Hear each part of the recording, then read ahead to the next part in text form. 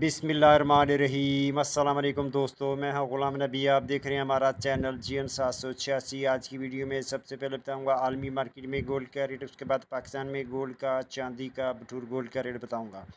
पहले बात करते हैं आलमी मार्केट की। आलमी मार्केट में इस वक्त जो गोल्ड का रेट है वो $3,215 फ़ी औंस पे मार्केट है और एक औंस का वजन होता है 31 ग्राम 100 मिली। अब दोस्तों यहाँ बात कर लेते हैं local liberty market Gulberg 3 Lahore Pakistan. आज तारीख 20 मई 2025। आज के गोल्ड के रेट की बात करें तो 18 कड़ी फी तोले का रेट 2,53,870 रुपये फ़ी तोला। 21 कड़ी फी तोले का रेट 2,96,187 रुपये फ़ी तोला। 22 कड़ी फी तोले का रेट 3,10,291 रुपये फ़ी तोला। 24 कैरेट गोल्ड का रेट जनाब 3,38,500 रुपये फ़ी तोला। जी हाँ, रेट दोबारा सुन लें। 24 कैरेट गोल्ड का रेट है 3,38,500 रुपये फ़ी तोला। चांदी है 3,370 रुपये फ़ी तोला। बटूर का रेट है जनाब 3,34,500 में सेल है।